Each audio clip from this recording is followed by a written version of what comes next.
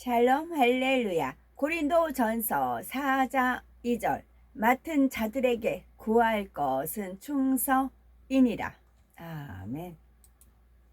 제목은 충성입니다. 이 말씀은 임직 예배 때 나온 말씀입니다. 충성에는 육적인 충성과 영적인 충성이 있습니다.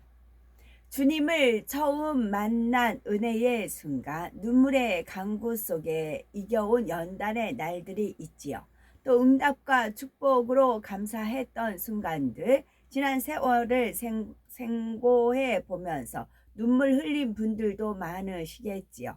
받은 바 은혜와 사랑을 갚고자 열심히 충성했던 하루하루를 떠올리며 깊은 감사의 고백도 올리시고요. 감동과 설렘 속에 귀한 직분을 얻게 되니 앞으로는 더욱 충성하리라는 뜨거운 다짐으로 임직 예배에 임할 것입니다. 고린도전서 4장 1절에서 2절에 사람이 마땅히 우리를 그리스도의 일꾼이요 하나님의 비밀을 맡은 자로 여길지어다. 그리고 맡은 자에게 구할 것은 충성이니라 했습니다. 여기서 말하는 충성은 육적인 충성이 아니라 영적인 충성입니다.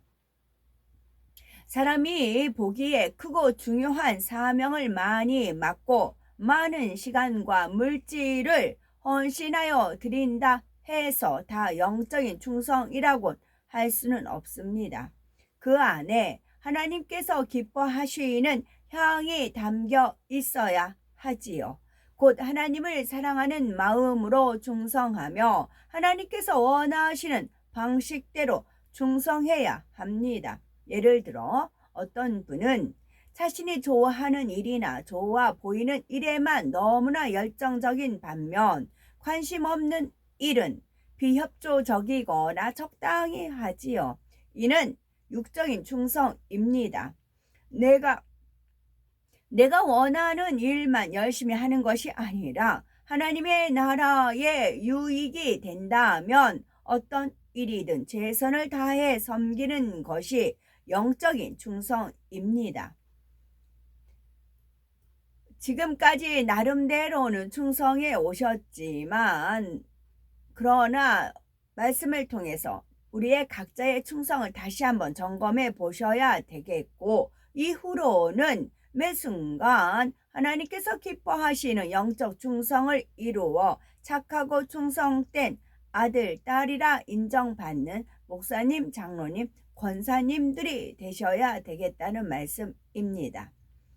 그렇다면 하나님이 기뻐하시는 영적인 충성을 하려면 어떻게 해야 될까요? 첫째는 영적인 충성을 하려면 화평해야 합니다.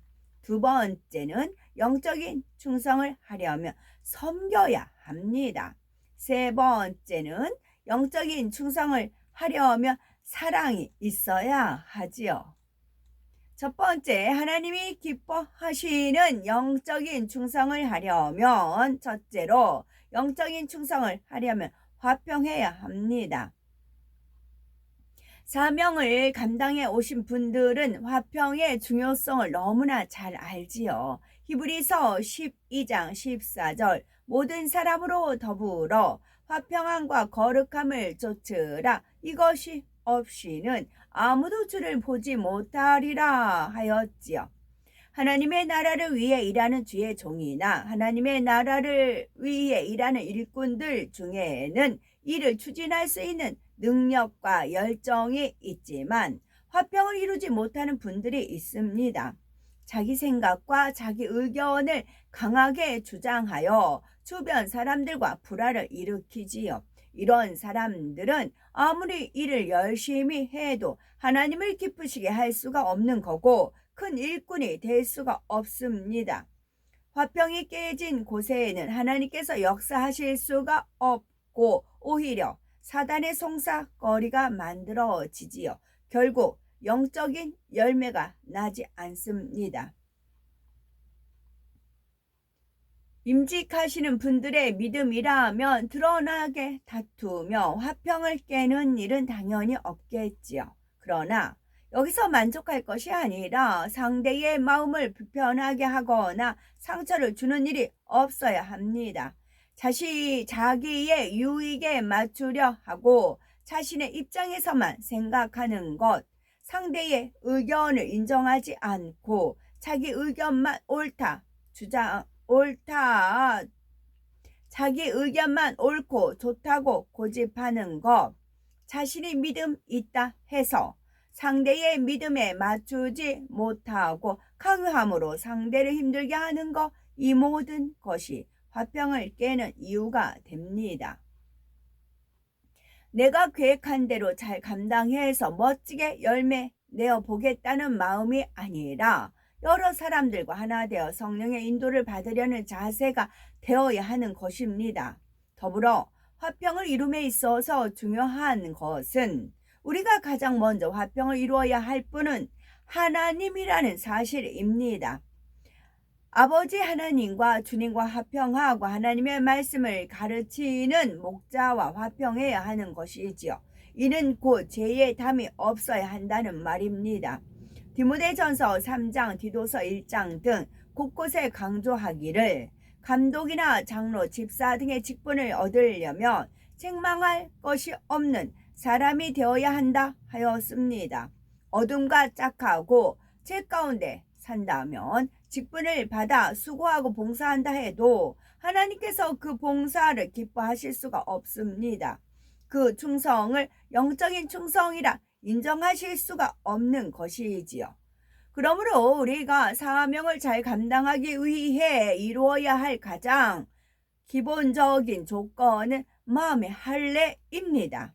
곧 성결이라는 점을 명심하셔서 성결을 이루어야 하나님과 화평할 수가 있고 성결을 이루어야 모든 사람과도 화평을 이룰 수 있기 때문이지요. 둘째는 영적인 충성을 하려면 섬겨야 합니다. 세상에서는 직분이 거질수록 섬김을 더 받으려 하지만 교회 안에서의 직분은 섬기는 직분입니다.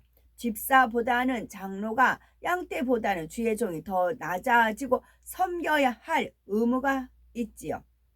내가 이제 목사가 되었으니까 전도사 때와는 대우가 달라지겠지. 내가 이제 장로인데 권사인데 성도들이 내 의견을 더 존중해 주겠지. 이런 마음이어서는 안 되지요.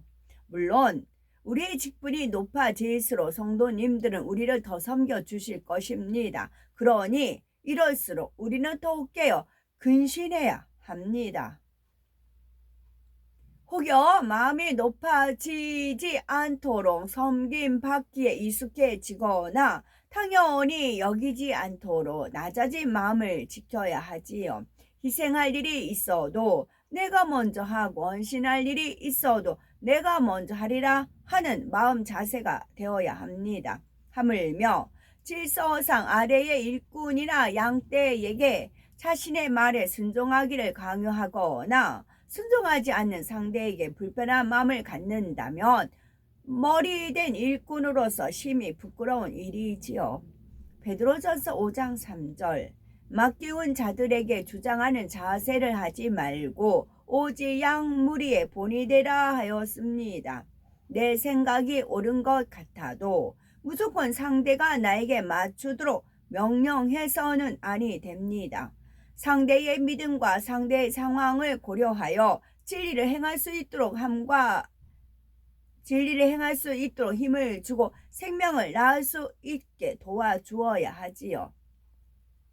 여기서 한 가지 더 주의하실 점이 있는데 성도들을 위하는 마음이 자기적인 의와 혼동되어서는 안 된다는 것입니다. 비유를 들어 어떤 부서에서 지혜롭게 일을 처리하지 못해 성도들을 불편하게 만들었다고 합시다. 이때 성도들을 편하게 해주려고 건의하고 앞장서서 개선해 보려는 것은 좋지요. 그러나 관련된 부서를 판단 정죄하여 왜 그 정도밖에 못하느냐, 여러분은 왜 성도들을 사랑하지 않느냐 하고 찌르는 것은 덕이 되지 않습니다.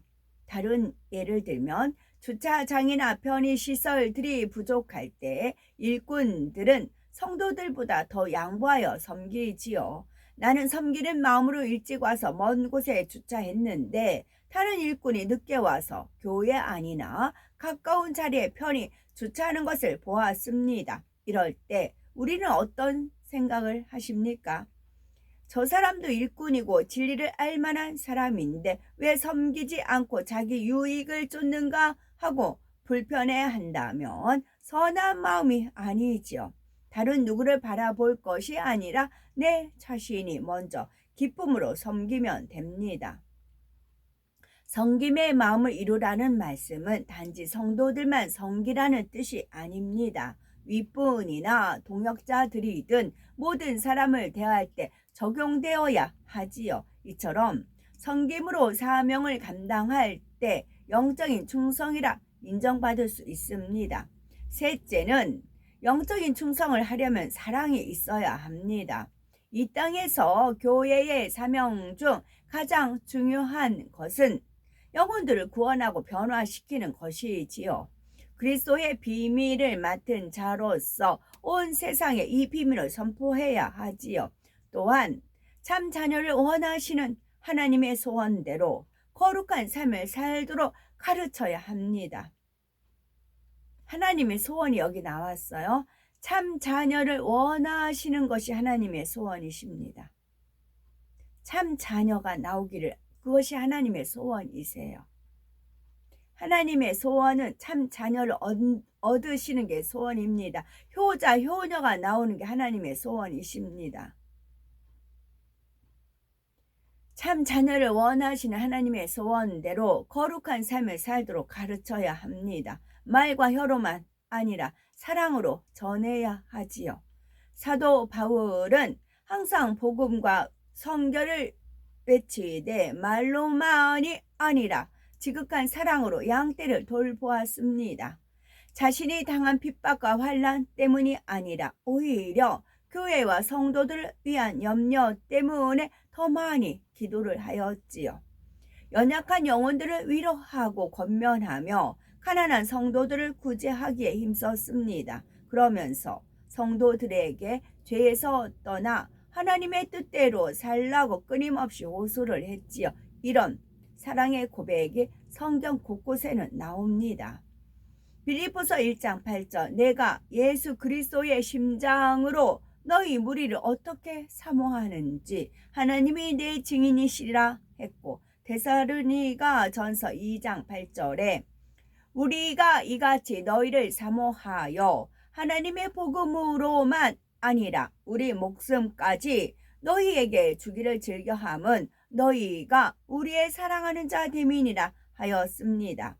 우리를 위해 죽으신 그리스도의 심장으로 영혼들을 너무 사랑하기에 복음으로만이 아니라 생명까지 주기를 즐겨한다 고백을 합니다. 우리 안에 있는 사랑을 다시 한번 점검해 보시기 바랍니다.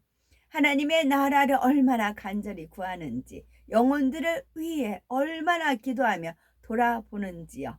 제 가운데 죽어가는 영혼들을 위해 과연 우리는 무엇을 내어줄 수 있겠는지요. 범죄한 영혼들을 다시 살리며 회개한 영혼들을 지키기 위해 아버지 앞에 얼마나 애타고 기도하는지요.